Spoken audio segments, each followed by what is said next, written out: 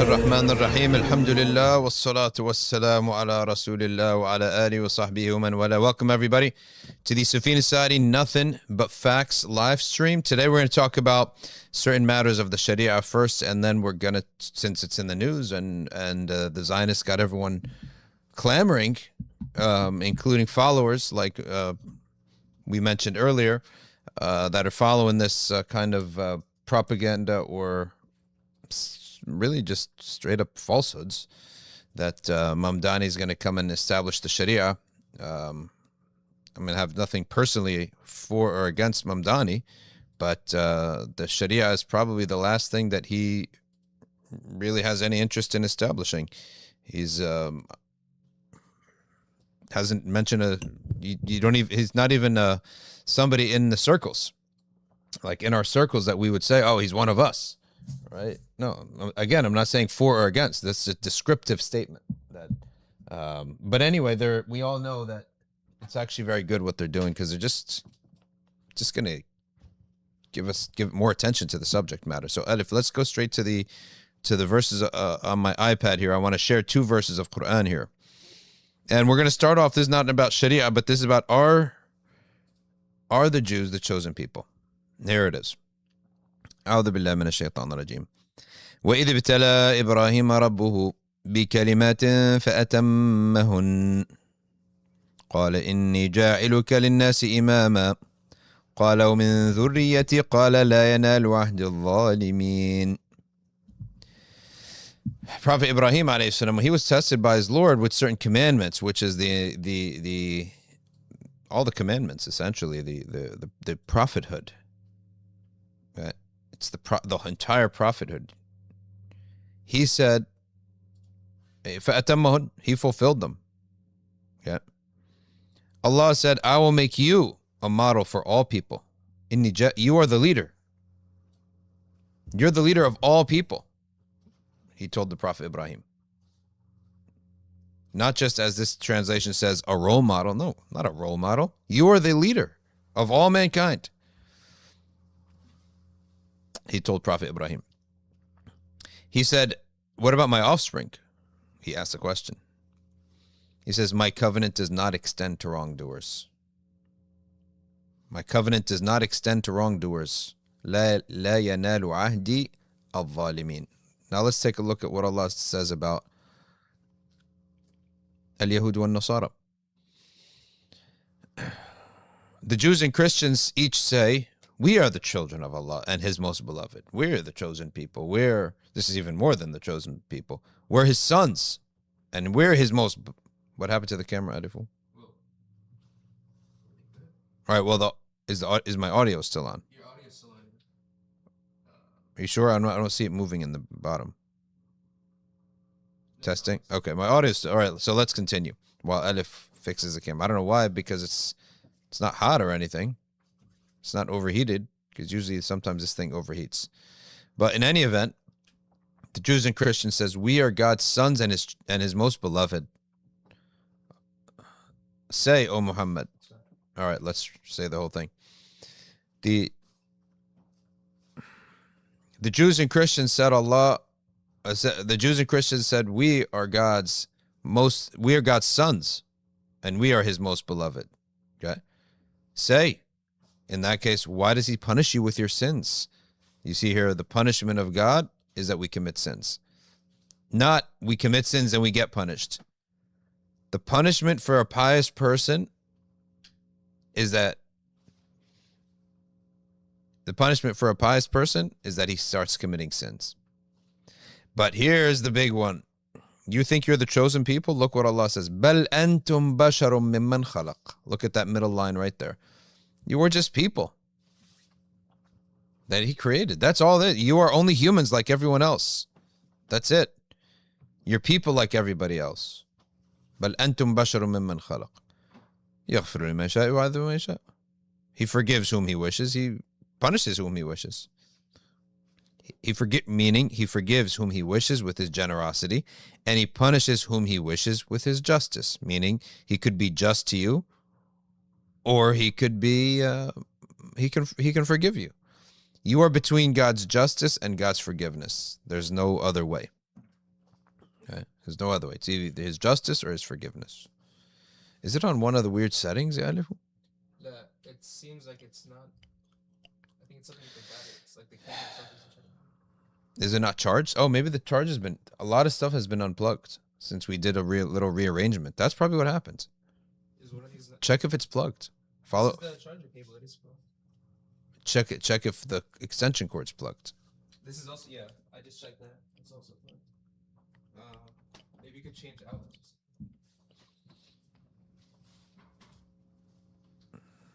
Ajib. All right, let's just keep talking and let's take some. Let's do the dhikr of Wednesday.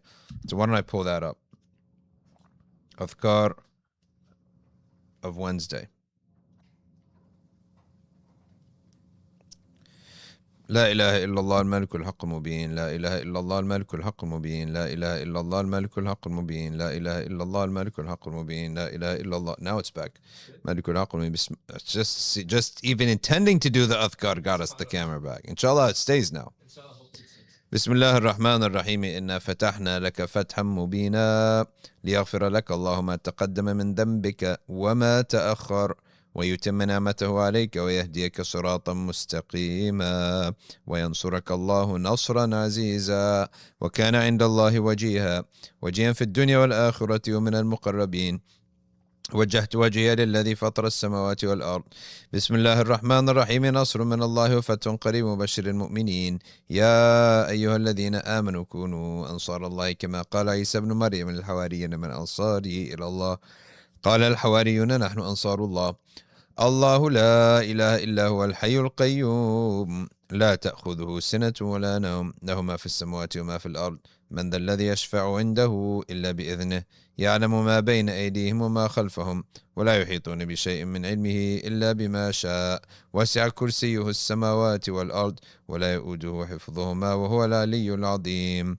بسم الله الرحمن الرحيم لو أنزلنا هذا القرآن على جبل لرأيته خاشعا متصدعا من خشية الله وتلك الأمثال نضربها للناس لعلهم يتفكرون هو الله الذي لا إله إلا هو عالم الغيب والشهادة هو الرحمن الرحيم هو الله الذي لا إله إلا هو الملك القدوس السلام المؤمن المهيمن العزيز الجبار المتكبر سبحان الله عما يشركون هو الله الخالق البارئ المصور له الأسماء الحسنى يسبح له ما في السماوات والأرض وهو العزيز الحكيم أعيذ نفسي بالله تعالى من كل ما يسمع بأذنين ويبصر بعينين ويمشي برجلين ويبطش بيدين ويتكلم بشفتين حصنت نفسي بالله الخالق الأكبر من شر ما أخاف وأحذر من الجن والإنس ويحضرون عز جاره وجل ثناؤه وتقدست أسماؤه ولا إله غيره اللهم إني أجعلك في نهور أعدائي وأعوذ بك من شرورهم وتحيلهم ومكرهم ومكائدهم أطفئ نار من أراد بعداوة من الجن والإنس يا حفظ يا حفيظ يا كافي يا محيط سبحانك يا رب ما أعظم شأنك وأعز سلطانك تحسنت بالله وبأسماء الله وبآيات الله وملائكة الله وأنبياء الله ورسل الله والصالحين من عباد الله حصنت نفسي بلا إله إلا الله محمد رسول الله صلى الله عليه وآله وسلم اللهم احرسني بعينك التي لا تنام واكنفني بكنفك الذي لا يرام وارحمني بقدرتك علي فلا أهلك وأنت ثقتي ورجائي يا غياث المستغيثين يا غياث المستغيثين يا غياث المستغيثين يا دارك الهالكين يا دارك الهالكين يا دارك الهالكين اكفني شر كل طارق يطرق بليل أو نهار إلا طارق يطرق بخير إنك على كل شيء قدير بسم الله ارقي نفسي من كل ما يؤذي ومن كل حاسد الله شفائي بسم الله رقيت اللهم رب الناس أذهب الباس اشفي أنت الشافي وعافي أنت المعافي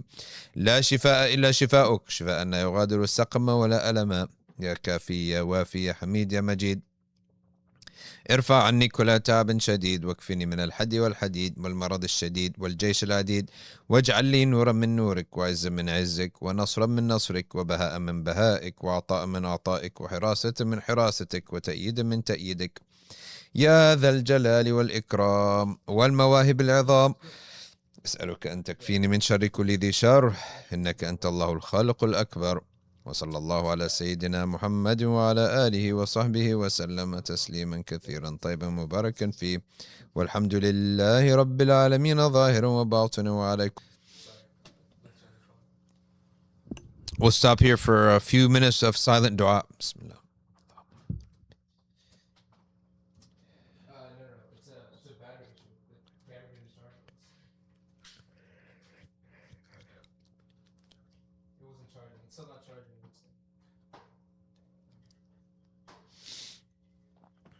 Yeah.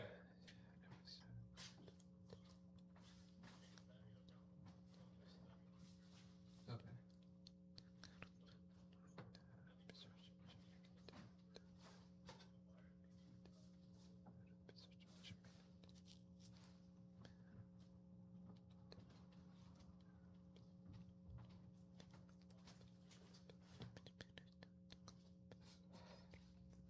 It's yeah.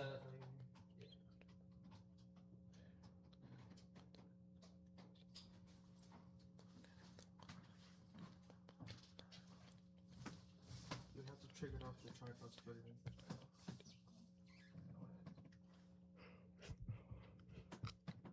If you need to take the camera, sallallahu ala sayyidina Muhammad wa alayhi wa sallam. If you need to take the camera off, Yeah. put another image on the screen, Yeah. on the OBS, then do what you have to do.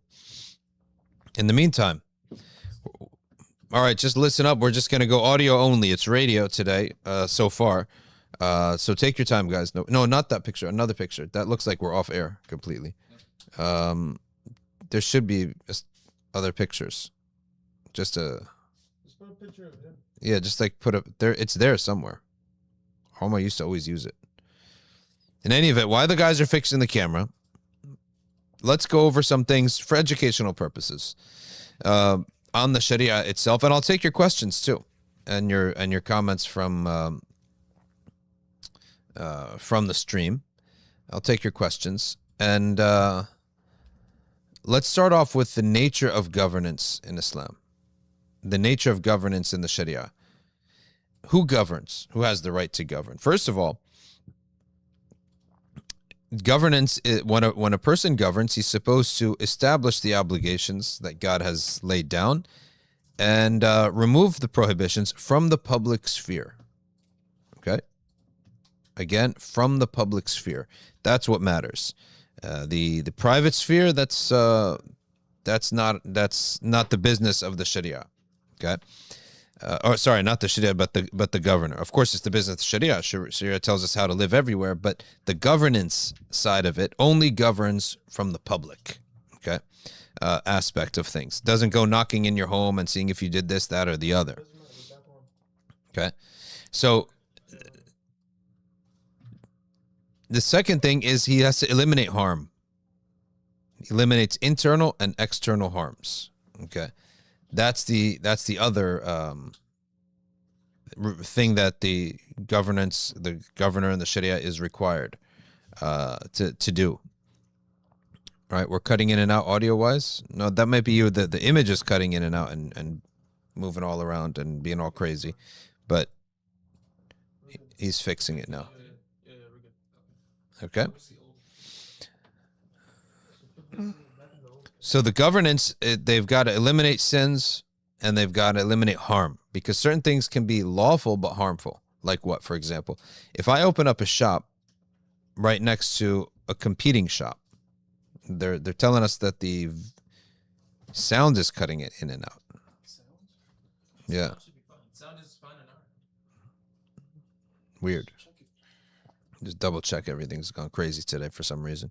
I walked in and I looked at the camera, and I said, Ed, if the camera looks off today, right? Because I said, what's wrong with the camera? It's not on. It looked off. Something was off on the screen, right? It said battery exhausted, so the other battery just ran out. That was the issue. Okay. So, and the governance, it manages the public sphere, and it has to ensure that the borders are safe, the roads are safe, that the criminals are not doing. But example of harm is that if I do open up a store next to a competing store, and I start drastically lowering my prices to the point that I put my competitors out of business, that's actually haram. You know that? But even if I say to myself, oh, I'm doing good deeds here, I'm giving the customers low prices, doesn't matter. It's haram. We're not allowed to do that in Islam. So that's something that is in itself lawful, but because of its impact, it's unlawful. You see the difference? In itself, it's lawful, but because of its impact, it becomes unlawful. The government, the Sharia, has to stop that stuff. And this is, by the way, this is the first edition of this. What I'm talking about today, listing these bullet points on for just public education. Very simple principles. We're not going into the exceptions and the preconditions and all that. Very simple principles. Since everyone's talking about, oh, the Mamdani is going to bring Sharia, blah, blah, blah, and all that nonsense. So I want to talk about this and basically raise some public awareness on some general agreed upon principles of Sharia. Okay. Something's either wrong with the lighting or the color balance on the screen too. So yellow? Yeah, everything is a bit yellow for some reason. Or just the white? Yeah, fix it and not just a white balance, saturate a little bit. Looks like I need to eat some red meat on this thing. Right? In any event, how is the governor chosen? First of all, one who is knowledgeable about all these things. He's the one who's chosen. And second of all, one who is not just knowledgeable, but he's capable of implementing them. And he's not afraid to implement them. And the governor in the Sharia is decided by selecting the leaders of the people. Right? Whatever the leaders of the people are. And they choose amongst themselves. But he has to have those conditions. Those two conditions. That he's knowledgeable of what to do and he's capable of doing it. And he's so knowledgeable that when presented with a new matter, can refer to the old matter, to the known matters and draw analogy and implement the new the new matter. So the leaders of any community, and of course Lisette Cameo has got it right. They don't even know what shit is. It's a trigger word to be anti-Muslim. That's all it is. Okay, but so that's the thing. The leaders are chosen, and they choose amongst themselves. And they could choose for that leader he doesn't have to lead till he dies. He can, they can say, all right, 4 years. They could say, all right, until these conditions are fulfilled. Okay, go to saturation now, Edif. More yellow or less yellow? Go, keep going to the right. Going to the right. This is right, yeah. There you go. That's fine. This is a lot. That's too much, yeah. Maybe that's too much. It's like this, I think, right? Yeah, that's good. That's perfect. I think it's because this light previously used to aim directly. Yeah, that's why everything is weird since... Now this is like... Move it a bit over, see if it happens. Guys, sorry for the viewing audience. Now I look like I just came back from the Bahamas, which is fine. I guess we got the palm trees here. You look orange. You look like Trump's cousin. Just a little bit, not a lot. I'm talking to Fuzzle here. Just turn it a little bit, not a lot. I think this is good, right? Yeah, that's fine. No, that's too much, Fuzz. Get out of my eyes. I hate that light. I like these yellow ones. I hate this white one. All right. All right, that's good. Weird day today, subhanallah. All right, so they choose and he could rule for a period of time and that's it. But ultimately, he's responsible for everything. It's not that he can't say, "Oh, I wanted to do good, but the Senate stopped me." No, I wanted to stop evil, but the Senate stopped. No, he has to do it. It's on him, right? And he has to have a shura. A shura are the leaders around him, the knowledgeable people about the affairs of the people and about what to do in the world and in the religion too. So let's talk about some other things. How about the tax code? Let's go from governance to taxation. People don't realize that taxation as a default is actually forbidden in Islam. It is forbidden for the government to reach into your pocket and take money. It's not their money. How do they finance things? So there are exceptions. Now we talk about 3 exceptions. Exception number 1, of course, the security of the nation. Exception number 2, which that entails security inside and outside. So we'll call that number 1, 1A, 1B. So the army and the local law enforcement has to be done from the people. That's the service you're getting, right? Number two is that itemized public works. Keep in mind, itemized public works. That means I got to be able to say, this is actually what's being done. So this household here, the street has 10 households on it. We're paving your road. All right, we're dividing it amongst you. That's it. You all live here. You're all good. And we're dividing it all amongst you. So it has to be an item. We're picking up your trash. This is the bill from the trash company or whatever the salaries are, and divided by this many people in the town. So we actually have to itemize the lists of the public services that, yes, it is possible for the government to say, we're not going to leave it up to you to take the trash out. So we're going to manage that. We're going to manage everything else that's in the public to keep things clean. So we're allowed to do that. So in the Sharia, again, the taxation has to be for security and for itemizable public works.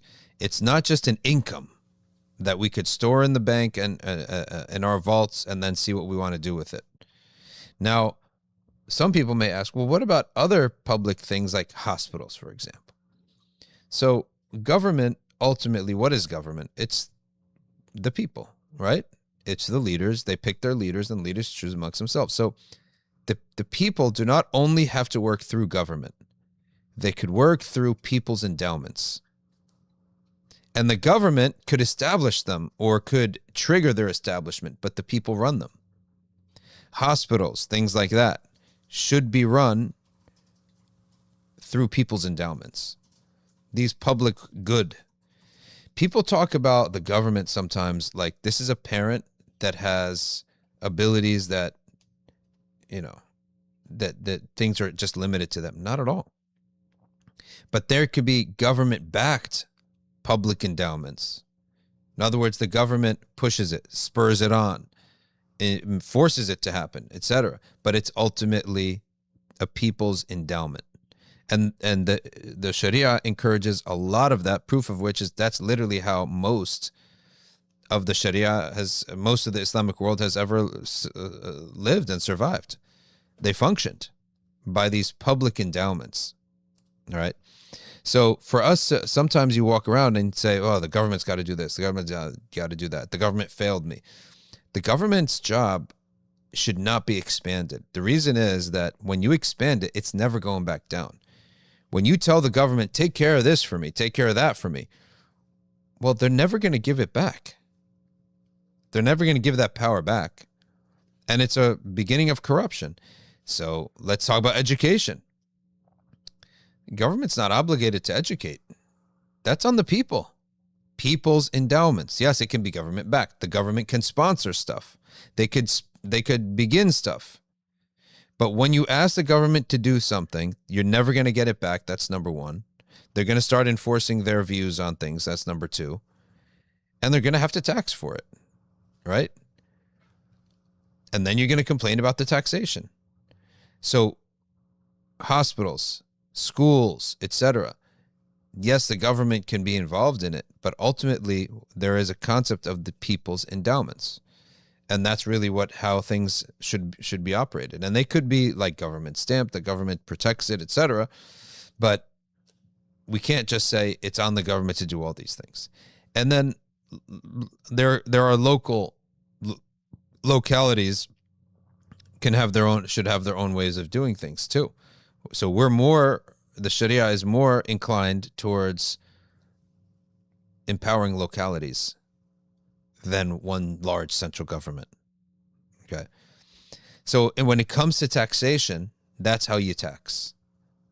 And you only should tax for security and inside and outside and for public works. Okay. People would love the tax laws in the Sharia. What about punishment? Crimes and punishment. The Sharia does allow for imprisonment, but it's only when the person has gone through several punishments at a time and he's just has to be taken off the streets, or when we're trapping him or imprisoning him only to prepare for the next case that we're having, or to prepare for the trial, or that he's a flight risk. But to make imprisonment just a default kind of punishment, that's not allowed. Reason is that that person may have other people that he has to take care of at home. He may have dependents. Yes, he may be a criminal in himself, but he may be taking care of a family. All right? He may be doing things like of that nature that are needed. So we can't have just constant imprisonment like this. And I think we all know that it's a scam, and it's just a way to it's an industry, and the customers are the prisoners. So keep them in the prisoners.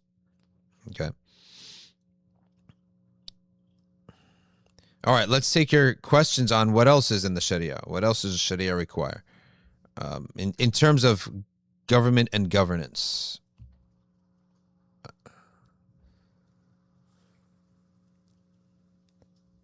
All right, what else are people thinking about or asking about? It's in the government's interest to privatize things sometimes for competitive and cost-saving purposes. That's a good point. The Sharia does not want to. Okay, what is the goal of the government, though? So those are the responsibilities, but the concern of the government should be the poor. The government should be concerned with big fish eating little fish. That's a type of harm. The government's. This Umar ibn Khattab was once said, "We have so much wealth." They said to him, "We got so much wealth now these days. Why don't we redo the masjid? We got new marble, we got new all sorts of things. Why don't we redo the masjid?" The Prophet Umar ibn Khattab, he said, "The stomachs of the poor are of greater priority." And that tells us that the goal of government is to lift the victim, to lift the oppressed, to lift the poor. Is it just to give him handouts? No, but it's to ensure that at least the women and children are given handouts. Men can be given handouts if they're zakah eligible. They can take zakah, right? But also to get them up and running, to get them working. When Umar ibn Khattab saw some people out there that were showing up to the masjid and just talking, and he went up to them and he said, "Are you studying? No. Are you memorizing the Quran? No. Are you working?" He's talking about work? No. What are we doing? I'm just hanging out in the masjid. Umar said, "Don't be a sa'luk, neither in the deen nor in the dunya." So it's one of the things. Can the government create a form of citizenship and control borders? Of course it can. In Hajj, for example, I recently asked Sheikh al-Maghidi, is it lawful for the government to say that the people who are going to fulfill their obligation this year, Hajj, is only XYZ, let's say 2.5 million. He said, yeah, it's their right. And is it their right that someone comes in ihram and they turn him away because he didn't fulfill the paperwork? He said, yes, it's their right. And because it's a lawful law, you have to obey it. So we have no problem with the concept of, it's not, we said the earth is for Allah. Yes, Allah controls the earth, but he gives it to people at certain times and they have rights. So a government does have the right to say, all right, here are the borders. If you want to come into our country, you need to tell us why, and we can permit you or not. Because otherwise you overcrowd the country. Otherwise, where are you going to sleep? You're going to sleep on the streets? You're going to roam around? Okay, you get a situation like that, you end up stealing. So the government does have the right to do these things, even in Islam. And we would be obligated to follow these things. Okay. All right, here's a good question from Cardiac Care Clinic. How about standing armies? Yes. That will be paid from taxation. All right. What about mandatory conscription? He can conscript the males. He can conscript the males. He cannot conscript females, though. Males only. Okay. Here's another question. What is the best? How do you elect and appoint a government in the Sharia? So the people have leaders. Local leaders come together. The local leaders are brought forth to regional leaders from the region. From the region, they select some, and it goes to the national level. Those leaders they choose amongst themselves who's going to be their single leader. And they form a shura. And these local leaders should be good at one or both two things, which is God's law and life. How does life work? The trade, and the nature of the people, the issues. A lot of expertise is going to be needed. And so we would have one leader and one Senate. That's how things should run. Okay.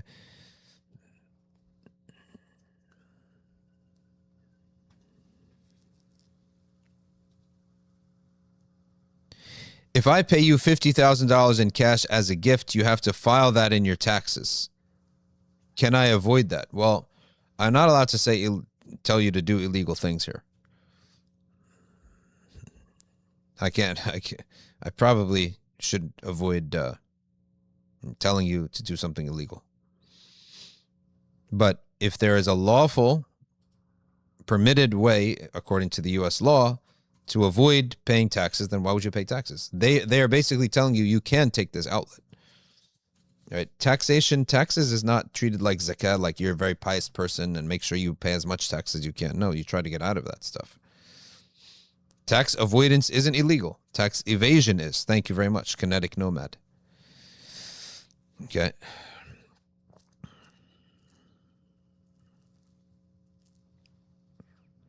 So Cardiac says it's a kind of parliamentary system is how we select and elect a government. Yeah. And it could change where there's benefit. Right? Are tariffs applicable in the Sharia?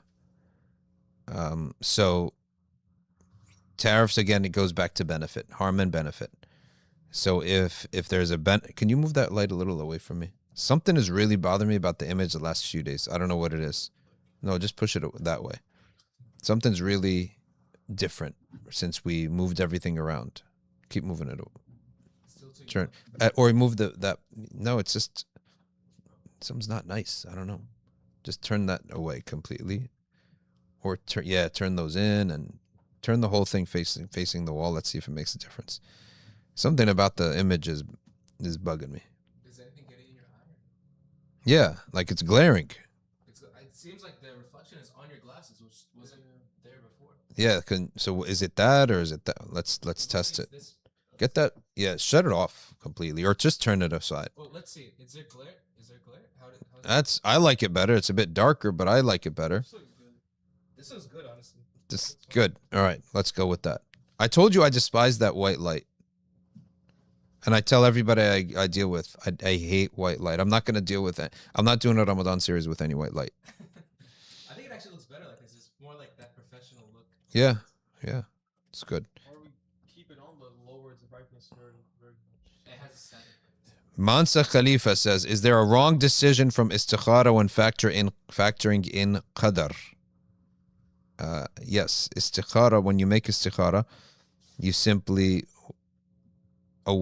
continue making istikhara until a matter becomes easy. Okay. The matter becomes easy. If it becomes easy, then you go forth. And if it's not, then you avoid it. And you should do istishara as well, which is to ask the experts. To make a decision by one only is not right. You're going to either fail or regret. Okay. All right, now turn that on again. Now that we know where the glare is coming from the other side. All right, that's good.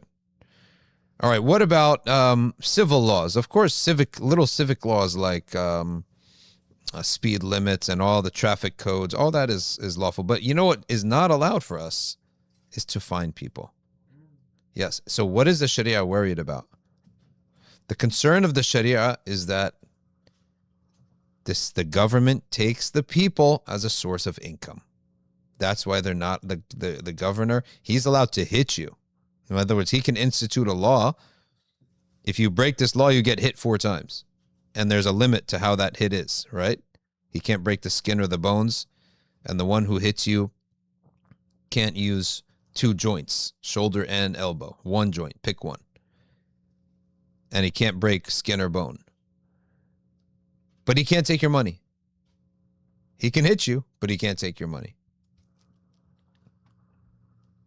Interesting. The citizenry is not a source of income for the government. This is an important point. The income of the government comes from different things. That's a whole nother subject. Where does the income of a government come? Natural resources, et cetera, et cetera. Yeah. All right, our guest is here. We don't want to keep him waiting. So Habawan is on. Edif, lift my image up so we're even a little bit. But Suhaibawan is going to be on the Nothing But Facts live stream. He's often here in the studio. Now, Suhaib, you're listening, right? Assalamu Wa alaikum assalam wa rahmatullah. Before we even start, when we do the Ramadan series this year, bring him on. Yeah. No, before we start talking about him, I meant. Sorry about that. Before we start talking to him about his project, when we do the Ramadan series, no white lighting. Okay? You got to be able to tell, because he's going to help produce the Ramadan series this year. And we're not going to tell you what subject it's going to be on, but it'll be something very interesting, guarantee that. No, we don't have that ready yet. We don't know what guests yet. The subject is set, but one thing we're not going to have is white lighting. So when you negotiate, you have to tell them he hates white lighting. All right. So, hey, Bawan, tell us about what's the latest in Fictional Frontiers? Welcome, Dr. Shadee. Thanks for having me on. My pleasure. And yeah, a lot of things have happened over the last couple of years, actually. And we had the opportunity to visit NBIC a couple weeks back and share what the initiative is all about. So I think one of the things that I came away with when I presented there, and actually at an event in in Houston, a couple weeks back as well. Both of those communities, a lot of those communities did not really understand what Fictional Frontiers was. And I felt that, before we do a deep dive into what Fictional Frontiers is doing, we probably should talk about what it is and then kind of talk about the landscape that we're trying to navigate through. I don't know if Olive has the slides. I know he's producer extraordinaire, learning from the master, Umar Abbasi, but I sent him something and maybe we could walk through some of that, and then I'll, quickly get everyone up to speed with what we're doing, because I think given the present climate, even if we weren't going through a lot of things that we're going through as a nation, as an ummah, as a global community, I think that what's very clear to me is that this initiative that we put together and we're fostering and growing is absolutely essential, not only for the Muslim community, but also the non-Muslim community as well. All right, so let's pull over his website. Actually, there was a present. I sent something to Olive, I guess, yeah, so he could have that. Yes, he's pulling that up right now. And all right, make it expand it as much as you can. Yeah, that's good, Edif. That's good. All right, cut over now and let's boom. Tafaddal. Let's hear it. Bismillah. So I actually can't see the slides, but I'll just assume that it's making its way through there. Basically, Fictional Frontiers, in a nutshell, is an incubator for stories from and inspired by the Muslim world. And the inspiration or the impetus behind it was a recognition that so much of our storytelling, regardless of the medium, agnostic as far as the industry is concerned, was not really focused on what we call fitra-centric storytelling. Because I think there's a lot of discussion about so many hot topics related to the Muslim community and Islamic law or theology and what have you. And that's all very relevant. But I think one thing that has been very clear over the last, I would say, 2 to 3 decades is that there's been a dehumanizing element to so much of our storytelling. And storytelling is part and parcel of the human experience as a whole. Obviously, Allah subhanahu wa ta'ala uses stories in the Quran, and the greatest of stories is the story of the Messenger sallallahu alaihi wasallam. And you could make the argument that it is the ultimate hero's journey. But what we oftentimes fail to recognize is that there are core human challenges, loves, hates, elements of the day-to-day experience that are part and parcel of all of these stories, all these narratives, all these experiences. And at the core level, human beings are basically built into the DNA of the human being this notion, understanding of who Allah is, that there is one creator ultimately, We understand that. But there's also fundamental understandings about how we should conduct ourselves on a day-to-day basis, not necessarily with respect to the nuances, but there's some fundamental understandings and leanings that have been pulled away from us through pop culture entertainment, in particular over the last 2 or 3 decades. And so, if you look at something like Deadpool and Wolverine, and I had an interesting discussion with some colleagues of mine, some friends as well from the Muslim community. And one of the things I think we oftentimes fail to recognize is that when we discuss what's happening in the Muslim community, we have this idealized version of what we think a Muslim is or who he or she is. And the reality is, if you have a line, or you just say you have an x-axis, right? And you have some people on the left side who are Muslim only in name. There's maybe some connection to their families, what have you. You have people on the other side who are completely devoted to the tradition. Most of the community, the Muslim community, is actually in the middle. And the reality, in some ways you could say it's the sad reality in many respects, is that the Muslim community really has gotten away from what it means to be human. And the Prophet Muhammad sallallahu alaihi wasallam, as all the messengers previously before him, and he completed the mission, he was sent to remind people what it means to be human first and foremost. You have to remember the topography from which he emerged, what was going on then. And a lot of things that were happening in Makkah at that time were actually, basically, I would say, remixes of what we've seen in the past, right? Because a lot of the things that we see in history, it repeats itself. Ibn Khaldun talks about this all the time, that there's a repeating in history. If you see patterns, you can recognize that. And the one thing that you see time and time again is that the greatest fitna, the greatest tribulation that comes to societies across the world, whether it's Muslim or non-Muslim, is when they divorce themselves from what it means to be human. Yeah. And this is, again, not to get into the tafsir, and obviously this is your area of expertise among others, but, the reality is that Allah subhanahu wa ta'ala ennobled Bani Adam. And there's something inherently in the human being that if they embrace can actually place them above the angels, but if they disconnect from what it means to be human, they're actually debased to the point that they're below demons and shayateen, or devils and demons. So what aspects of that humanity is best to come out in a story? Well, I think you have to take a step back and focus on primary relationships, I think, first and foremost. And we've always talked about epistemology, right? And this notion of where knowledge comes from. But I think if you really want a rich narrative, a rich story, you have to really get down to basic core values. What is justice? What is right? What is wrong? What is honor? What is nobility? We kind of assume that we have an understanding of what that means. But the reality is that you don't really have an understanding in modern times of what that is, or at least an embracing of. And I mentioned Deadpool and Wolverine a minute ago. That was a film that I had a chance to go to a screening of for the first 5 minutes. I left because there was a lot of problematic content in there.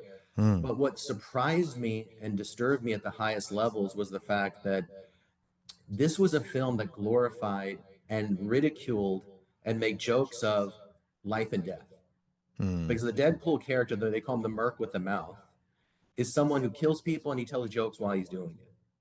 And the number of kills and the way people are killed is actually seen to be, a source of comedy, a source of levity. And so if you take a step back and really look at things from a fundamental fitra-centric level, you'll see that the reality is that the characters, the writers, everyone involved in that film, they have lost what it means to respect and to protect the sanctity that comes with life. And if the Shari'a itself was meant to protect life. That's one of the things fundamentally that the Shari'a was meant to protect, which is life itself. Because how can you live if there's no life at all? And here you're taking the human being and saying, he's just his killing or his being eliminated is just a source of humor. So in answer to your question, I know it's like kind of a long-winded approach, but this is kind of the nature of art, the craft of art in general, is that you have to, it's not a black and white checklist. It's a back and forth discussion about these core fundamental leanings and understandings that have been embedded in us, but have to be fleshed out, and we have to be reminded again and again what that is. And that's why Fictional Frontiers was launched, to actually have stories that give you that visceral, aesthetic that's entertaining and fun, but at the same time reminds you of what it means to be human. So what about what happens? What kind of story out there in Hollywood and all that in movie history brings out those human features the most, or the best? Well, obviously, people are going to have their That's their good. Just go one favorites in page it. at a time, Adif. Yeah, they're going to have Yeah. their favorites. They're going to have their, those stories that resonate more strongly with others. I would argue that the best of it's kind of interesting. There's a story about Prophet Isa alayhi salam when he's with his companions and they come across a carcass, and the companions talking about how it was such a rotten, disgusting thing. And he said, look how beautiful that rotten thing's teeth are. So he looked at what was beautiful in those things. And I always try to look at things that are beautiful in every story to see if there's something that can be pulled from there. Some things are more beautiful than others, right? But Mhm. ultimately, in the end, if we're really true to this tradition, we understand that the best of stories are those stories that are directly connected from the tree that is the seer of the Prophet Muhammad sallallahu alaihi wasallam. So anything that springs forth from that or is connected to that, those are always going to be the best of stories. But in answer to your question, as far as the Hollywood topography, that industry is concerned, I think a really powerful film is one that you and I have talked about quite a few times, and that's Interstellar. Hmm.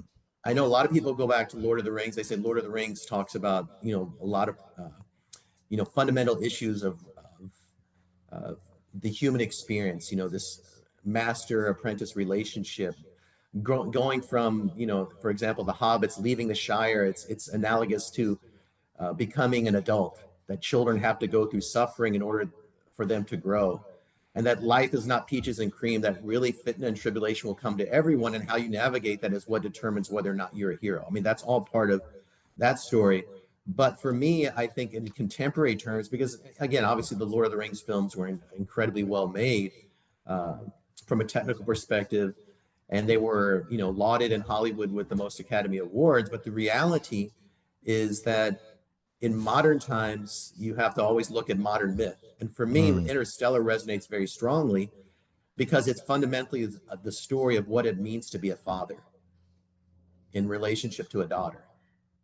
And I don't want to get into spoilers, but the movie is this idea that you as a parent you're in a position of responsibility, you're in a position of sacrifice, and ultimately what you hope is that you carry that on through your children, that your children live through you and accomplish through you. Hmm. And by that symbiotic relationship, the entire society, the entire world is elevated. And actually in Interstellar, that's part and parcel of that story, because the centerpiece of that story is the relationship between a father and a daughter, and how that relationship in essence actually quote unquote saves humanity. Yeah, that's actually strong point that I think a lot of people don't realize, is that she was motivated to do what she did just out of love of her father, and he was motivated to get back and do what he did out of love of the daughter. So that's why the movie stuck, is because although most people got lost in the science of it or the fiction of it, but what kept them going is the human side of things, right? And that's whatever movies really sort of succeed and fail based on whether or not they could bring out that family aspect. And Exactly. those are the best stories. That's because that's what everyone relates to. Just as certain things were built in certain ways, and there's no changing them. They're not social constructs. They're actual realities, and nothing is gonna ever change these realities. You can have movements that try to, but they'll fail. Exactly. And Yeah. when I decided to launch Fictional Frontiers, which is, like I said, an incubator for stories from and inspired by the Muslim world, with a fitra-centric storytelling, I started it with this idea that we as Muslims have a responsibility not just to the Muslim community, but to everyone outside of Mm-hmm. our community as well, right? And the best way to do that, and we're kind of forced to take on that mantle, if you will, because stories have devolved into sound and fury signifying nothing. So we have to kind of get back to that. But I realized that the stories globally that resonated the most strongly, universally across the board, were those that were those that had Fitra-centric elements. And Yeah. I know we've had discussions about, or you've had discussions about anime and manga on the show before, and obviously, we won't get into the permissibility of those stories, but I will lean on or want to pull something from why those stories are so popular fundamentally. And if you talk to people, and I'll talk one specific example with myself about why those stories are so popular, it's because they deal with themes that, regardless of the society or culture you're from, you have to grapple with. Hmm. And one of the biggest stories that seem to see repeated again and again that people embrace is the story of the master and the apprentice. Karate The Kid type story, of thing. Yeah. exactly, the story of someone who's trying to accomplish something and they don't have the skill set. They're basically a squire, or they're a student of knowledge, or they're someone who's a rookie, Hmm. and how they make their way up that ladder to becoming a master of their craft. Yeah. And that's what a lot of the most popular manga and anime stories are all about. There's a story, and I don't know if I mentioned it at the presentation at NBIC, but there's a story called Hikaru no Go. What is that? It's about Japanese chess. Mm. Now they have a version of chess which I've never played it, but it's made up of these little discs that are black and white. I don't know if you've seen it before. You can probably maybe pull up an image of it if you want. But um, the story is about this young boy who wants to become a Go champion. The game is called Go. I heard about this. Black And and white. It's all Go black and white pieces. exactly. Yeah. Never played it. Now, it was released as a manga, which is a Japanese comic book or the equivalent. And it was a fascinating story because you saw him training, you saw him learning from his masters, you saw him competing in competitions. And then ultimately, in the end, obviously, it's not really a spoiler, he becomes a champion. But Okay. that journey was what resonated so strongly. And here's the amazing thing. To this day, I still don't know the rules of Go. I didn't care about the rules of Go, Yeah. but I cared about his journey, what he was going through, Yeah. and what he was overcoming. And again, that's part of that Fitra-centric foundation that we're talking about. Because whether you're, a craftsman in the Andalusia, Hmm. or whether you're a Talam Ilm, or whether you're even someone who's in modern times, who's apprenticed on a construction site, there's this universal element that Allah subhanahu wa ta'ala says, focus on ihsan, this notion of beauty, of perfection, of honing your craft. That's part and parcel of that dynamic. And so again, this is the kind of stuff we're focused on with Fictional Frontiers. And I've tried to share that with people. And what I've also said with this initiative is that we want to make certain the quality of the content has to be on the same level. It has to be comparable to what we've seen from the biggest players in the pop culture spaces, who have the loudest megaphones, who have the biggest, stages. And again, if I don't want to echo or reference Field of Dreams, but if you build it, inshallah, they will come. Here's a question for you. Why do we insist on making Muslim movie characters, and why don't just make a movie that's generic and not try to mix facts and religion and fiction? Right. I never understood why people try to do this. For example, there was one guy who made the 99 names attributes into superheroes. Nathan Why would Matawa. you mix these things? You're like always teetering with either lying, telling an untruth, even possibly even something heretical. But why try to mix them? Why don't you just make a story totally fictional, but it suits what you're talking about, the universal, how Allah created us, then the beautiful qualities that people want to see, the things that people like to see, redemption. I mean, you could probably on one piece of paper write all the themes, all the relationships on one column, and all the themes.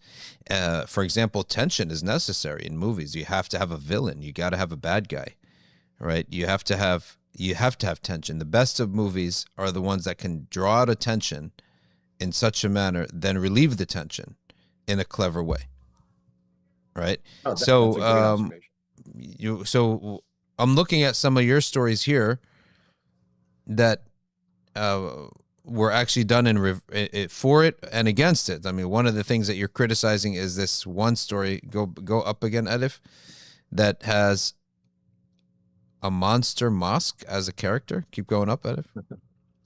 Well, Tell us about this. A snapshot of what our kids.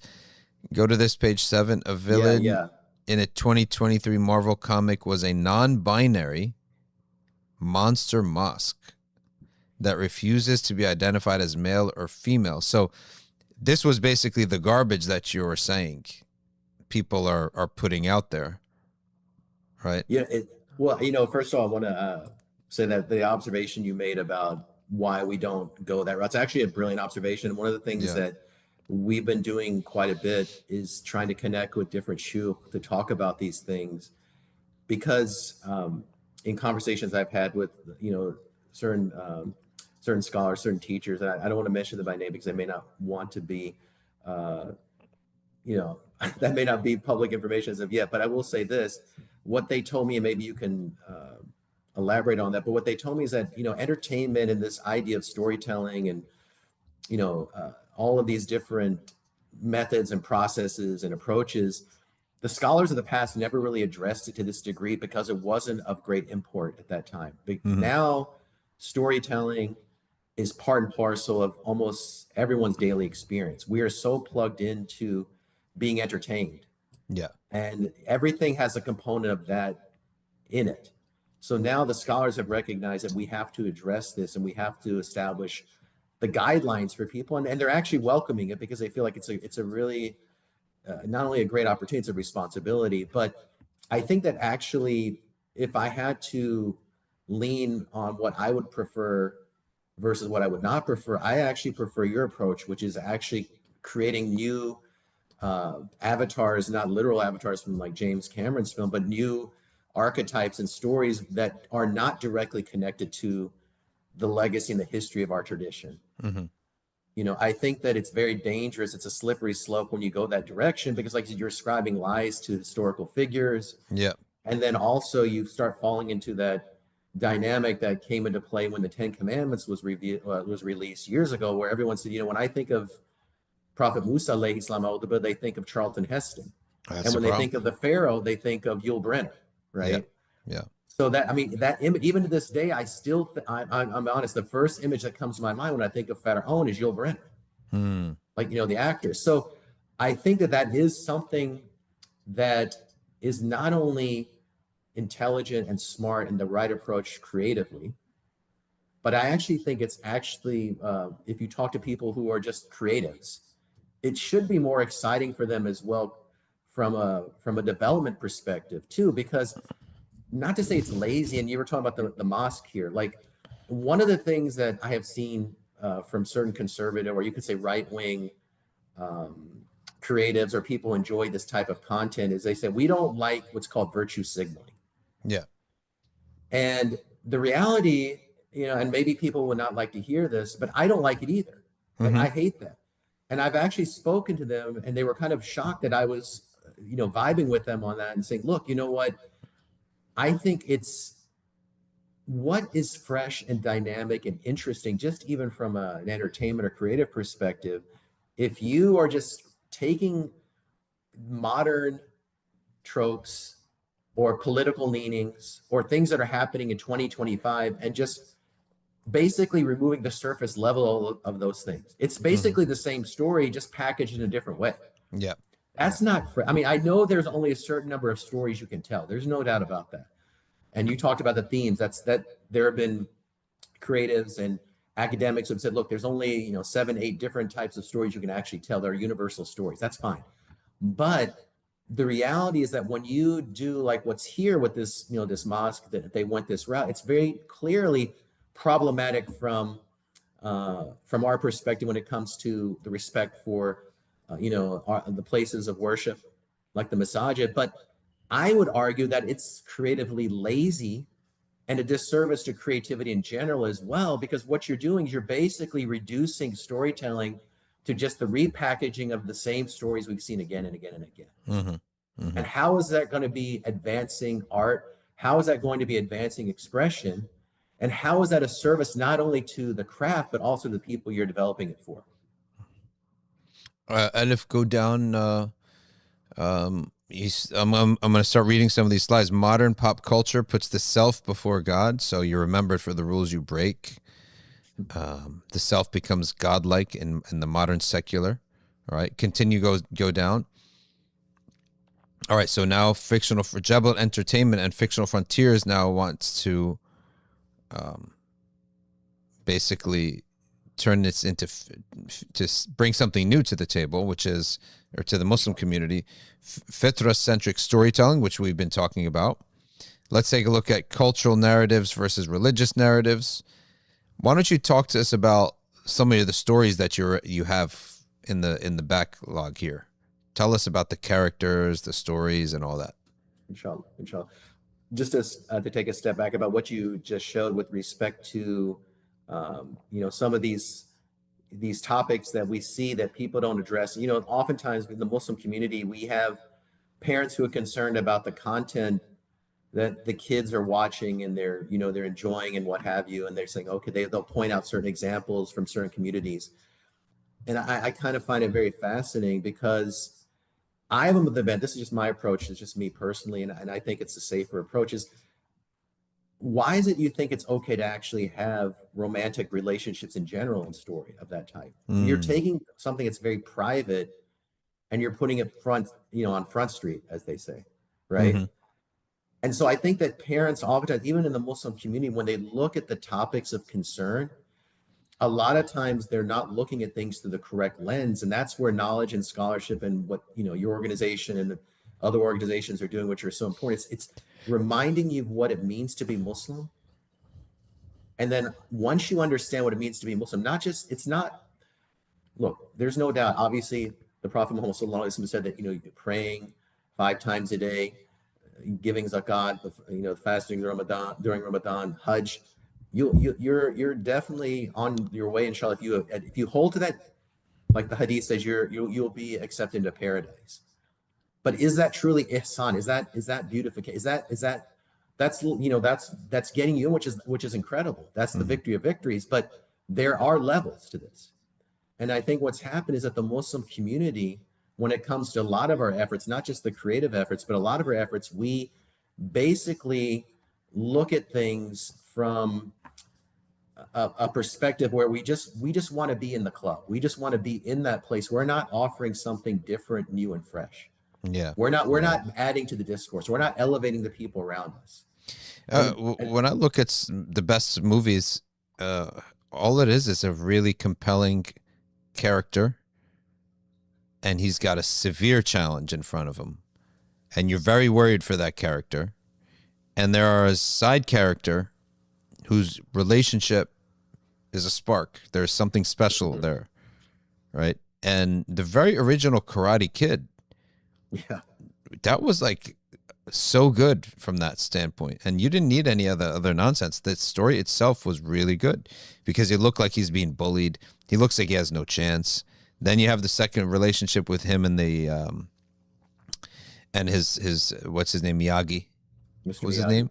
Mr. Miyagi, right? And you're like, this guy, there's no way this Mr. Miyagi, this guy's going to teach him anything. And especially for a little kid when you don't know stuff, right? Where's that echo 100%. Coming from? You hear an echo? This is me. Just testing it? Okay. So, yeah, so that's where we need to go, Yeah, I agree with you wholeheartedly because, and again, this is not hating on Muslim creatives, but one of the things we hope with this initiative is that we actually recalibrate Muslim creatives' minds to think differently as well. Like, oftentimes I've seen in Hollywood, and there's obviously reasons that there are stories like that being made, but they're stories that are related to, say, like, a sister struggling to wear a hijab. They're focusing on these things that are, they're such a, I'm not saying they're not realities, but what I'm saying is that we have not had the chance to share the richness of our tradition, and there's just this focus on the details and not the essence, is my point, if that makes any sense. And I think what you're getting at with the Mr. Miyagi, Daniel-san, relationship, that is something that anyone can relate to. Again, going back to the anime and manga, here's someone who's bullied. If you look at the whole story of Karate Kid, Daniel is a person who moved from Jersey to the West Coast. Mm-hmm. He's a stranger in a strange land. He's in school and no one likes him. He doesn't have any friends. And these are the kinds of lessons you should pull from these, because again, think about this from a prophetic perspective, from the Prophet Muhammad Sallallahu Alaihi Wasallam's perspective. When the Muslims made hijrah to Medina, he assigned the Muhajirun to the Ansar because he knew that there was an importance in having friendships and relationships. Mm-hmm. And what happens when people are alone, when they don't have friends, what happens? They suffer, and then by extension, the society suffers as well. Yeah. So this is that's what that story was leaning into. This was a poor young man who had no one. Mm-hmm. And then Miyagi-san comes. I'm sorry, Miyagi-sensei comes. And he gives him something. There's this concern, there's this empathy, there's this mercy. But then he also realizes, if you're going to overcome this, because, again, life is going to send challenges your way, you have to build yourself up. Yeah. And again, like I said, this is not really spoil. If you haven't seen the movie yet, I'm sorry, but the reality is at the end of the movie, Daniel-san obviously achieves his goal. But what happens, which I'm sure you remember, is that the bully who was his pain actually says, Daniel, you're all right. It's like these moments are this is why I said and I know you bring up that list about the dichotomy between Muslim and Islamic storytelling. I just want to quickly talk about that. Muslim storytelling is storytelling that's inspired by a tradition. Islamic storytelling is storytelling that's to teach you about the tradition, meaning like how to do certain things. So if you want to learn how to make wudu, if you want to learn about the fara'id, that would be under the category of Islamic. Muslim storytelling is storytelling that pulls from this, but does not necessarily have proselytizing. It's not proselytizing in the sense that it's hitting you over the head with the specifics. It may plant the seeds of those ideas, and ultimately, look, truth, comes, falsehood leaves, right? So if you bring truth to people, whether they embrace it or not, that's not up to you. That's up to Allah subhanahu wa ta'ala. That's going to happen. And that's his divine will, that when truth comes, people are going to embrace it because they cannot do anything but that. Yeah. But these universal truths that may spring forth from our legacy, from our history, that's Muslim storytelling, because that's basically coming and being inspired by the tradition. But we're not going to sit down and say, okay, we're taking a pause here, 5 seconds. Here are the fara'id we'll do in the Hanafi school. It's not doing that. But what it will tell you is, like, here's a character who's overcoming these challenges, who happens to come from this background. He's Muslim, and he is fighting for the oppressed. Why is he fighting the oppressed? We don't have to say because he has to do this, this, and this. We won't give you the citations, but he's fighting for the oppressed. Yeah. And it's baked into the character, why he is who he is because of who he is. How does a movie maker build a strong tension? In what sense? So there's got to be something of value that a villain is destroying. And then the hero's got to stop him from doing that, essentially, right? And sometimes there are multiple things forcing a person to be stuck in between two harms. But ultimately, whenever we and Ed, if we can go back to the split screen, when you watch a movie, there needs to be a strong tension between the two. Any story has to be something where something of great value is about to be lost. All right. And that's what makes a great movie. Otherwise, you don't need a resolution.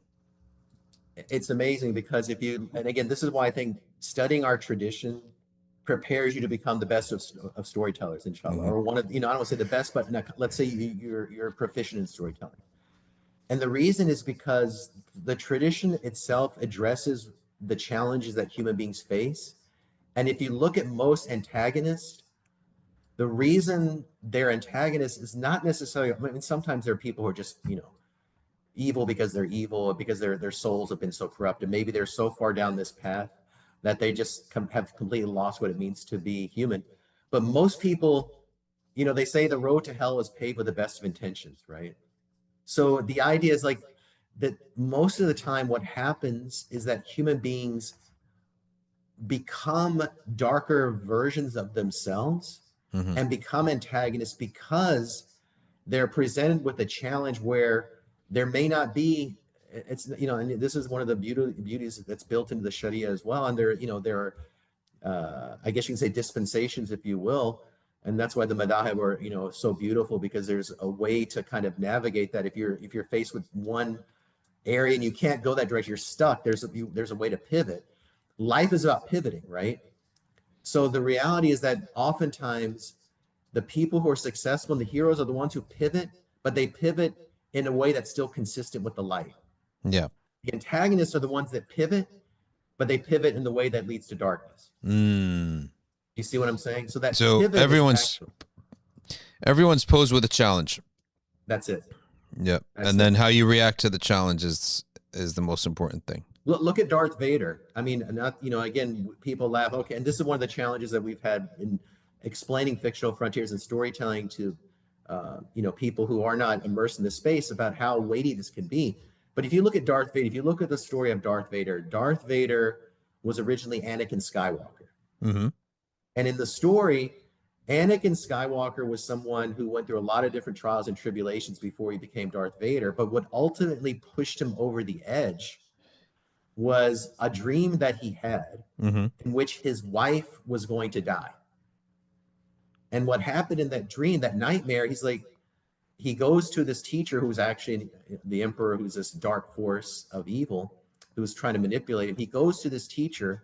And again, this is why it's so important to pick your teachers, right? Pick the right teachers, stick with the right teachers. Another lesson there. He goes to the teacher and he says, I've had this premonition. I've had this dream. My wife is going to die. And the teacher, instead of giving him the proper nasiha, he says, I have the way to save her, to prevent people from dying. He even says, and it's actually very shaitanic. It's definitely Dajjalic. If you think about George obviously pulled from our tradition in many ways, but he says in the story, the emperor says, I can even prevent death, which is a very, it's the epitome of kufr. It's taking Allah subhanahu wa ta'ala's right and saying, I can prevent life and death. But in order to do that, you have to give yourself to me, and you have to embrace your rage, your anger. You have to be selfish. You have to embrace the dark side. And basically he says, look, what his argument is, the emperor's argument is that, yes, the light side has power, but you'll have more power, more wealth, more success if you embrace the dark. So that's why I say, if you really that's like back, pretty explicit.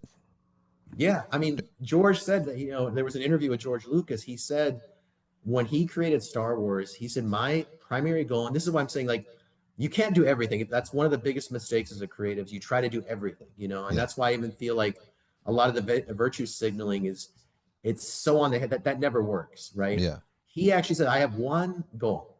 That's one goal with Star Wars.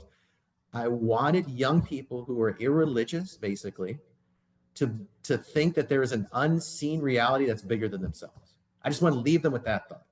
That's it. Yeah. It's got to be subtle. Be subtle. Exactly. And so you start with that foundation, but that's where the weightiness comes in. So on the surface, it seems like it's just, a lot of, Han Solo says, a lot of tricks and nonsense, but in reality, it's actually much weightier than that. I was with a brother the other day who told me a story of his, true story. And I'm like, this has to be a script because everything is here. And the story is that he gets a job in a newspaper, and his job is he writes stories from the victim's perspective. He sees what kind of wrongs are happening, and he goes to the victim. He tells a victim story, right? So his column is really popular and all. Well, he comes across this fallen detective, a type of a law enforcement person who fell from grace and is now working in private. And he says, boy, do I have a story for you. And he starts feeding him this information about a corrupt detective who's so corrupt. I mean, finds ways to like basically entrap women and then sleep with them. Like he bullies himself. He bullies other guys by wrongfully arresting them, and he enriches himself in wealth and in pleasures using his power. He then goes through a long research, the investigative reporting and all this, and uncovers all this craziness. And then once he's about a week out from publishing, his same paper publishes a beautiful puff piece about the guy. Turns out that there are relationships behind the scene that need to be protected. Okay. And then he goes and he has to do it privately. But point being, there's redemption in that story. There's serious oppression. There's a serious villain in the story. There's a good guy who then gets betrayed by who he thinks are his friends. So the people you think in the beginning are his friends turn out not to be his friends. But this person with a terrible past behind him, who he's done so many wrong things, he turns out to be his helper to rectify the city again by exposing this person. And ultimately the story ends up with, it's more of a tragic story in the end, because all that guy gets is at the end is he gets humiliated in public, but he only gets a slap on the wrist in terms of within. So sometimes there's a court of law and there's a court of public opinion. And sometimes winning in the court of public opinion is a consolation. Sometimes it's better, right? But sometimes it's a consolation. So it ends on a little bit of a tragic note, which sometimes that's more realistic in a sense. But then again, if you can manage to make a movie at it, you win so big in the court of public opinion that it makes up for that, for not winning in the court of law. But what do you think of that? Doesn't that have to be made into a movie? Yeah, because that would be an amazing everything's there. That would definitely be an amazing movie. It's funny because, there's a reason why, not obviously this is not, it's kind of apples to oranges, but there's a reason why Rocky is still considered to be one of the, most powerful movies, at least when, I'm from Philly originally. So, Rocky's always going to be part of Philadelphia. Yeah. But, I don't want to go into sports because people may watch it. But if you remember in that film, he actually loses the fight at the end. The Rocky one? Rocky one. He actually loses, it was but he before wins. my time. I can't remember that. Okay. That's good. Yeah. Okay. Maybe. Yeah. I won't talk about mine. I'll tell you where Rocky succeeded and failed. From my perspective, it succeeded because the villain was so indomitable looking. Like you didn't think there's no way he's going to win this fight, right? That's where it has to be. But where it loses in Rocky 4 is that speech he gives at the end. Like you didn't have to be so explicit. Well, right? that's the thing about Hollywood, unfortunately, or just one of the things about Hollywood. There's a business element to this. Yeah. And what they do, because they have their shareholders and other people they have to, answer to. It's not a pure art, and that's why I'm saying the best of stories is when there's a purity of intention and authenticity. But once it starts going these other directions, then market forces come into play, and they're like, okay, if we release another Rocky, worst case scenario, we're going to make X amount of dollars. So that's why there was a Rocky 4. But interestingly, and you're right, the film is very poorly. Interestingly, the original Rocky, if you read Sylvester Stallone's interviews about that film, he was actually inspired by a fight that Muhammad Ali had with a down on his luck boxer, who, I don't know if you know that, but Rocky was actually, the character of Rocky is based on a boxer that they just kind of pulled up to fight Muhammad Ali. It was like one of these, let's give this nobody a chance. And he actually gave Muhammad Ali a real tussle. It was like a really tough fight. And so he because what it was that this boxer didn't have a chance, and then they gave him a shot. Yeah. And so he took it. And so that was the inspiration behind that. But it's interesting how they're, that, like I said, the real life stories, like, if you pull from them, they can be the most interesting of narratives. And, the one other thing I wanted to mention about what we're doing with Fictional Frontiers, which is very important, because we've been talking about a lot of thematic elements, is obviously we're fitra centric, but then the other thing, this is where the scholarship comes into play, and this has actually been welcomed by Muslims and non-Muslims in my conversations, by the way, is that you can address these thematic topics without being so explicit in how you're doing it. Yeah, you have to have subtlety to it. I'll tell you what would have been better, right? What would have been better is that it's not the content of the message that of his speech at the end of that fight. It was what was more realistic would be, for example, someone interviews him in a hallway. And he just says that statement. Look, we started to hate the guy, but now I like him, right? So if it works for us, hopefully maybe it'll work for the U.S. and the Russia. Like a passing comment that becomes like, that's more realistic, than it. Subtlety is the key. And that's 100%. Why if you want to tell stories and you want to change people's mentality from a meaningless nihilistic world to a world where things actually matter and things are true and it's things are worth doing, that's all you need. The point that you need to get across. You don't need to get across all the details and be explicit about it. Oh yeah, and especially like I said, I mentioned earlier, maybe I'm talking on both sides of my mouth here, but the reality is that sometimes there's stories that are going to be a little bit, when I say mature and fair, but mature in the sense that there have been plenty of films about Wall Street and all these different industries that my mom will watch. Is like, I have no idea what I just saw. It's not that the content is explicit, but I mean by maturity, like it's hard to process the information. There's a lot going on. The reality is that if you have politics can be complicated. There's all these different characters and all these things are happening. But the reality is that when you're talking about certain, let's say you were talking about this corruption with the women and all these things, there's no need for titillation to get the point across. And same with violence. That's when you get lazy. Titillation is when you get lazy. And it desensitizes you. That's why I firmly believe, and I'll stand by me. Allah obviously knows, but I don't know if this is the truth. This is a theory I have.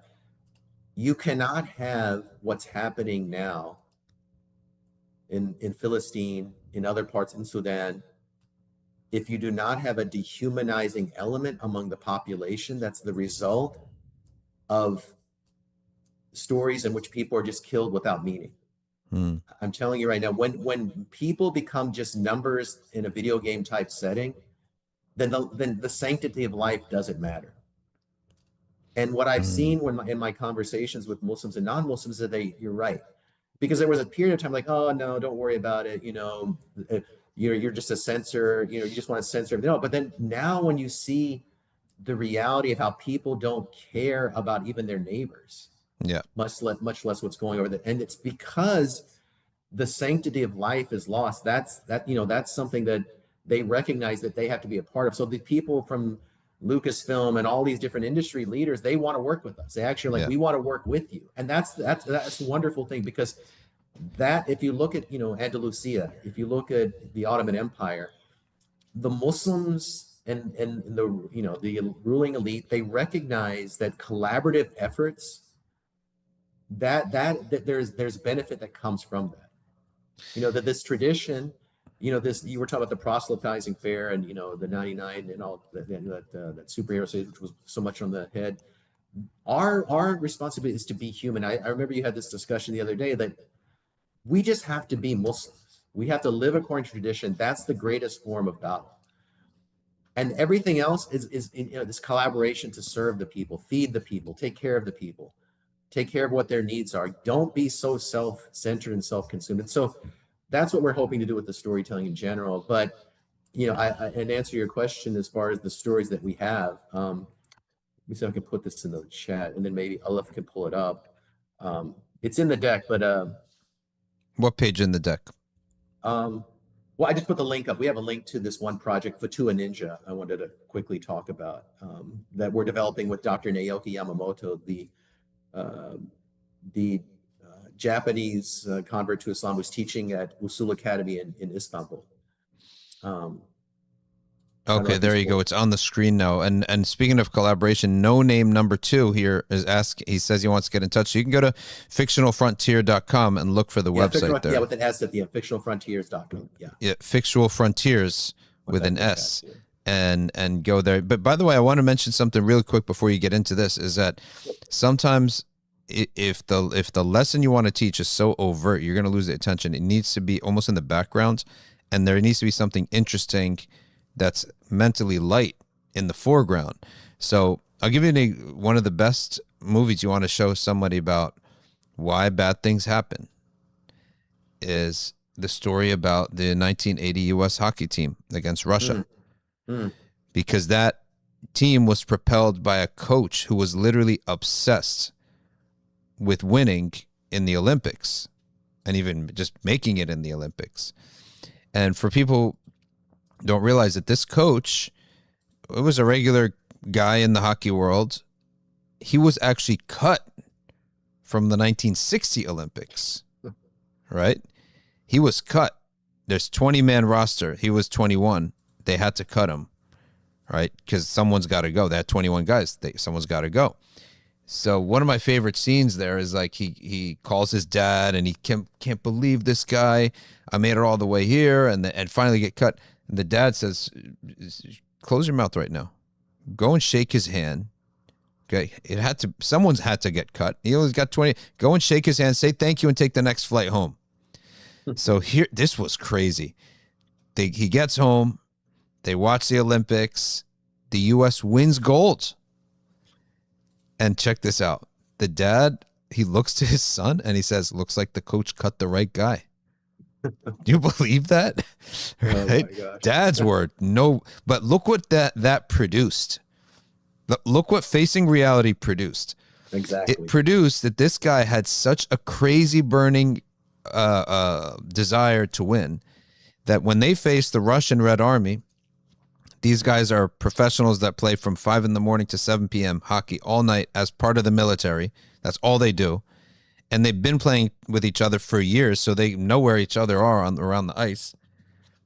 And the U.S. comes in with a bunch of college kids. But he worked them so hard.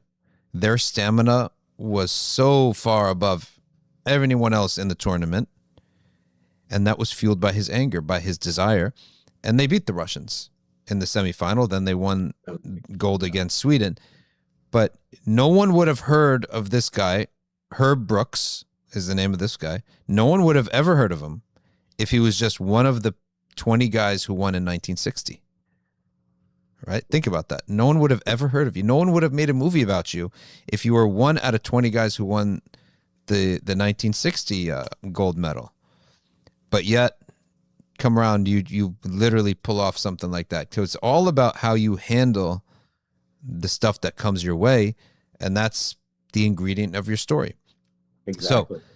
So, I just wanted to talk about that. We got a few minutes left, so tell us about Futuwwa Ninja. Alif, let's go to that. I will say one thing, this is way before your time, but knowing your mindset and your skills on the ice, maybe you could have made that team too. With your mindset, they would have loved to have had you there. Yeah. Yeah. Coaching is all mental. Coaching is way ice, more not mental. Coach, I meant actually playing, but yeah, no, I'll play, and coaching is mental. And I look at coaches today they know the technical game, but I'm like, I swear this guy's clueless, right? From the mental side, I swear he's clueless. He can't win, right? He'll never win, right? All right, let's see what you got here. So Futuwwa Ninja is kind of a snapshot, or I guess you could say as a prime example of the types of stories that we're telling. And, there are some of your listeners who actually are part of our incubator as well. Talib, our good friend Talib, he's got a book called The Enchanter's Council, and Noor Yusuf from the UK, who's the daughter of Sheikh Asim Yusuf. And I know you have Soliloquy of the Moon on your desk from time to time. She's part of this as well. But I think this story really encapsulates, and I'll give you a quick overview of what we are trying to accomplish with Fictional Frontiers. Because one of the things that I really lean heavily on is this notion of authenticity. You have to be authentic. You have to be true. Anime and manga, we've talked about before, very, very popular. But I felt that if we just took a story from, say Pakistan or from the Middle East, and we just Ghibli'd it, as they say, it would have just been cultural appropriation, to be honest with you. I mean, literally would have been that. So when I had the chance to meet Dr. Yamamoto, Naoki's a wonderful astute student of anime and manga, but he's also someone who's directly descended from the samurai himself. He had a story that he wanted to tell about a guild of Muslim samurai that he felt possibly could have emerged when Islam made its way to China. He felt that it had to have made its way down to Japan, and maybe there was a guild of samurai in Japan that embraced the notion of Futuwwa, or this concept of Futuwwa, and used the principles of Futuwwa, which is chivalry in Islam, as their benchmark, or as their lighthouse, so to speak. And when he presented that to me, or when I heard about him, I actually flew to Turkey specifically to sign him up, to be honest with you, because he was teaching there. And I said, this is wonderful because it's an authentic story that's in the spirit of some of the stories we've seen, like Naruto. If you're familiar with Naruto Shippuden, and some of these what are called shonen manga. And again, those really lean heavily on the master-student relationship, but it's about this notion of fighting for the oppressed. But it has this unique perspective which allows us to softly and indirectly talk about what chivalry is in the context of Islam. And then also there are other elements in the story as well that that we are grappling with, with this notion that, you have Muslims or people who are embracing this tradition in a land that's not primarily Muslim. How do they navigate that space? And so for me, that was really, really important. But what really kind of sealed the deal for me was that it was not what we were talking about before, which is this idea of like, let's take an archetype, let's take a well, told tale that's been told before, and we'll just change the gender or change the ethnicity. It's the same story. For us, it's like, we're not doing that. And on top of all that, I wanted people, and even Muslims themselves, to get out of this mindset that, you know what, Muslim stories are stories about Arabs. Muslim stories about stories of from the subcontinent. This is a story about a Japanese Muslim guild of samurai. So it's actually informed by the tradition, and it's actually completely destroying the stereotype of this notion that Islam is tied to an ethnicity. Islam is not tied to any ethnicity.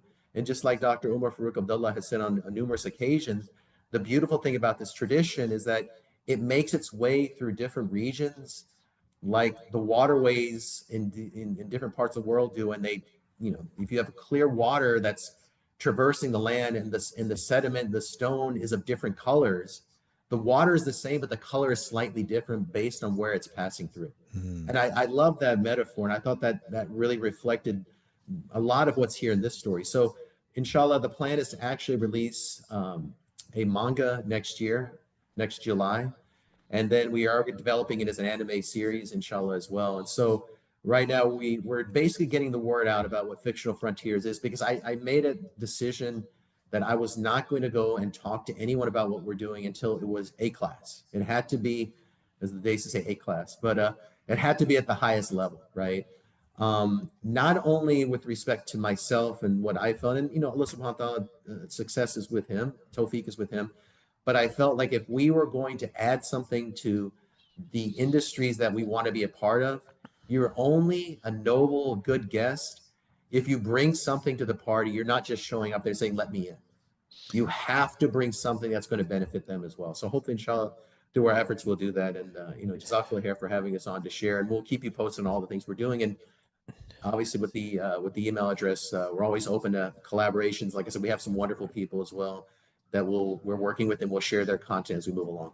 Is this story going to be in a printed book or online?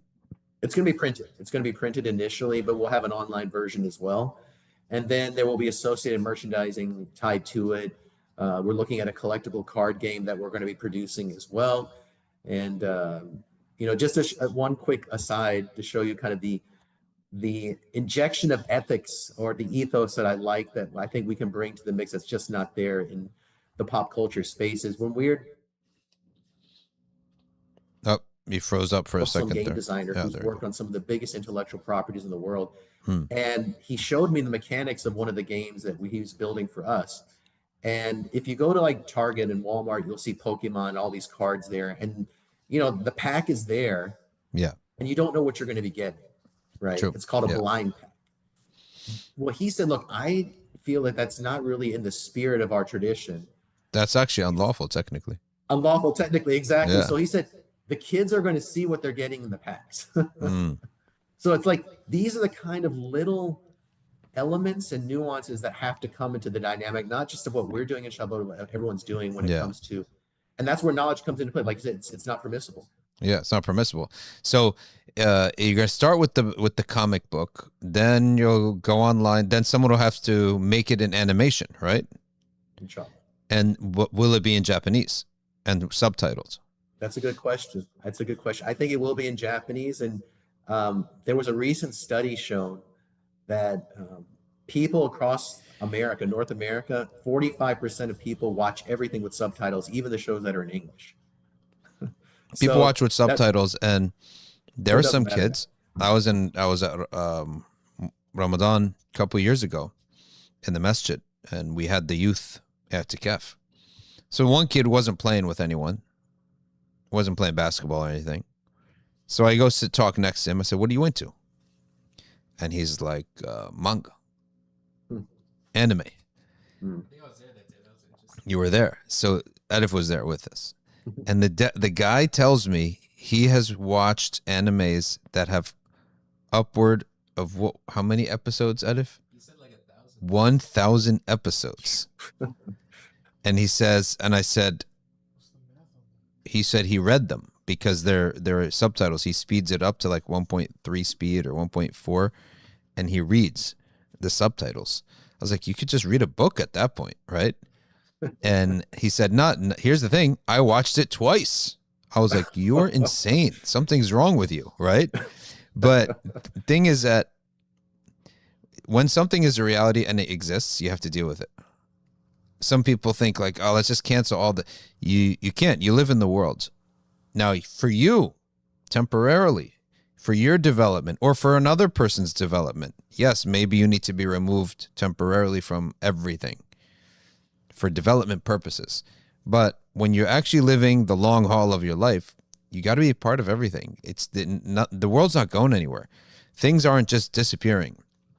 Things aren't changing. So you have to see what the world's giving us, and you have to do it in a manner that's lawful. That's it. And you're clearly to do this. You can use the Maliki ruling because 2D is not sinful. That's what I always mention. Yeah. That I say I always Two-dimensional is not sinful to draw.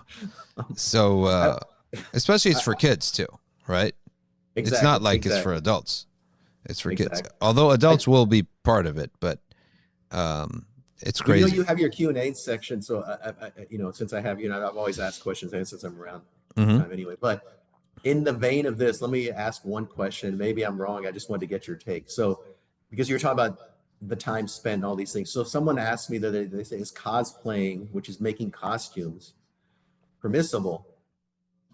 And they said, look how much time and effort it takes to make these elaborate costumes and all. And they're just doing it for fun. And so, I wasn't clear because I said, you know, a lot of the entertainment, like you said, elements, like for example, you look at Star Wars, for example, no one is interested in the romance between Han Solo and Princess Leia. I'm telling you, nobody cares. Literally. Most, if you talk to, I want to see these guys fighting with lightsabers. I want to see the martial arts. I want to see spaceships. So Yeah. if the focus is on something that's permissible, say, for example, they were making a costume. Number one, would that be permissible for them to do it? And number two, say they said, you know what, I'm not going to, and this goes to what you were talking about, the young man who was at the masjid. What he said, you know what, I know that I cannot be obsessed with this, but I enjoy it. Lahu a little bit's okay. I'm just going to allocate, I have a very specific time, 15, 20 minutes a day, I'm going to work on this, and that's it. I'm going to do everything else that outside. This is just that 15, 20 minutes. It's kind of a release for me. I think you can make a costume for kids. For an adult, it would be what they call mukhil lil it would decrease from his nobility to wear a costume of a character, but he can make it for kids. Kids are allowed to play and have costumes and stuff like that. Nothing wrong with that. And they can have toys, and the toys can be figures.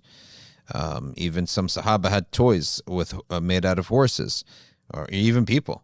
So statues, making statues as toys is not unlawful, like figures, basically. That's not what's unlawful. Yeah, that's not an issue.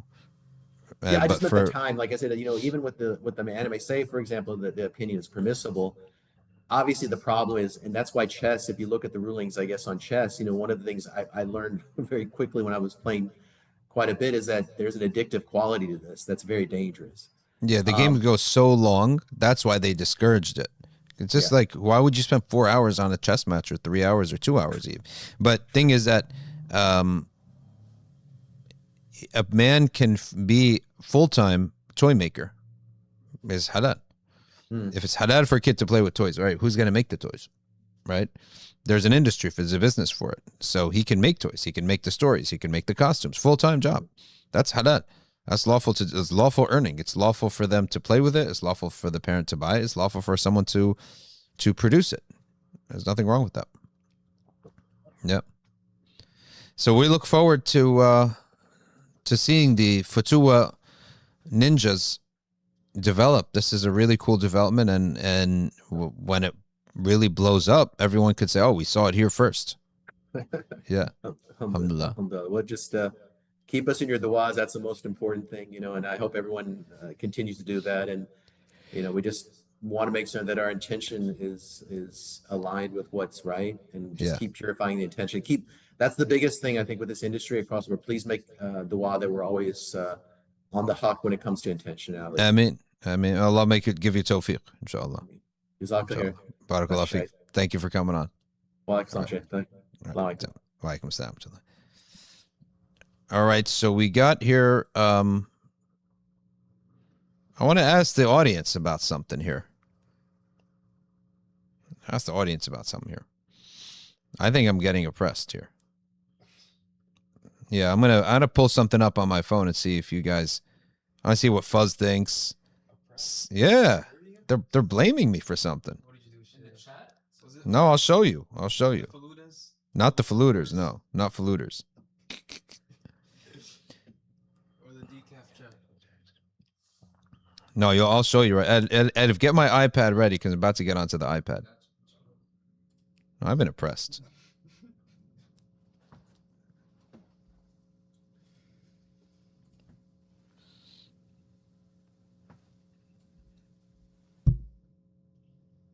Hold on while I pull this up. Huh? Is there the cable connected to that? I didn't connect it yet. I'm gonna right now. But I'm pulling something up. Are there any questions, by the way, related to this that we can discuss?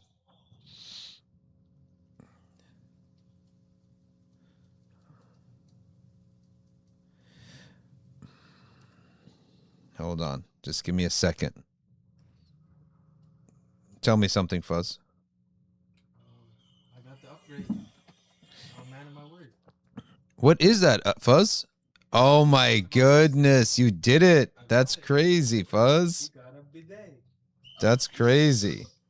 For what? For here? Yes. Oh, that's easy. That is. Hey, Fuzz, when I scare this, doesn't share the sound, though, does it? You haven't tried it. You can try it out. You can try it. Sure. All right. Go ahead. Yeah, that's true. Go ahead, Ed. Did you plug it in? Oh, let me plug it in. All right, folks, you can make the decision because we just started up a soccer league. Actually, technically, it's allegedly called Futsol, indoor soccer. People were blaming me for this goal that I let in. I'm not to be blamed for this. Let's take a look. And you should see the memes that they're making about me now. All right. Go ahead. Ready? I got to hit play. Okay, here we go.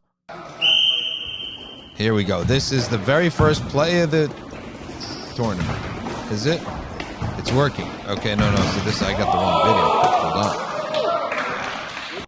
Wrong video clip. Hold on. Hold on. It works. Yeah. You can see the audio levels going up. Yeah. Oh, the audio's working? That's good.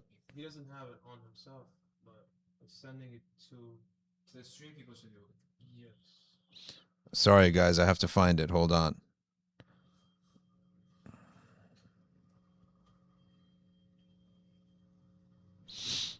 But we start a soccer league, and it's really, really good. Good exercise. Okay.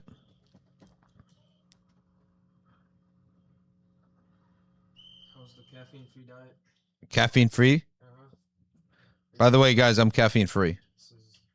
It is amazing to be caffeine free. I'm telling you, amazing to be caffeine free. I have to tell you. Would you ever try it? Me? Yeah. I tried it for like a month. Oh my gosh, but the thing is, I have decaf. Okay. I take decaf. Should listen to this.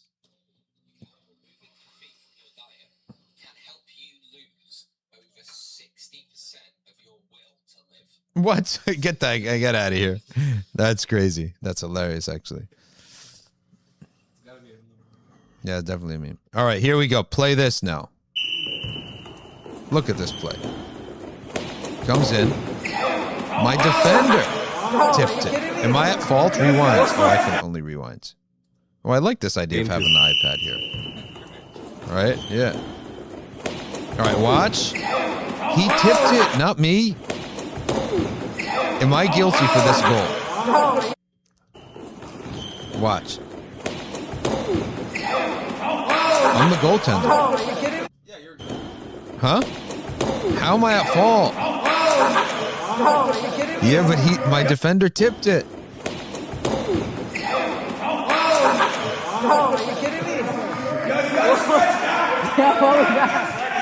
My defender tipped it, not me. And now look at the meme they made out of it too. That's pretty funny. Open the Okay, this could be blameworthy, but I think that the goal was your fault. With this, and then they make a meme.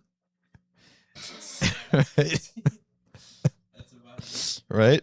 But in the consolation of this is that this is what they're getting me for giving up the league's first goal. Faluda protein shake. How does this exist? Right? How does this exist?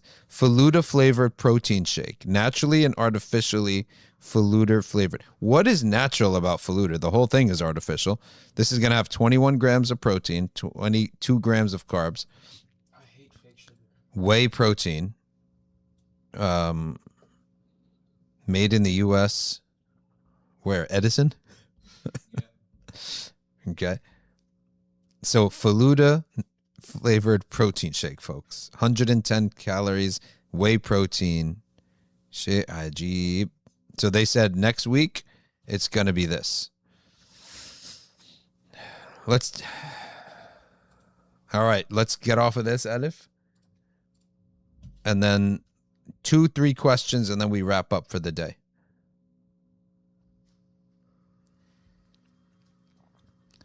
So that deflection, we're going to get them next week. We will get them next week. Okay. First of all, Jim Harris is like soccer on a basketball court is blasphemy. Keep your European communist game, he says. I actually don't like outdoor soccer. Indoor soccer is way better. Use the walls. It's only 5-on-5 or 4-on-4. Use the walls. I'll take the vitamin D. Yeah, the vitamin D is nice, but indoor soccer is way funner. Right? Would an adult wearing a costume and dressing up with their child for the child's joy be permissible? And the answer is yes, in the house only.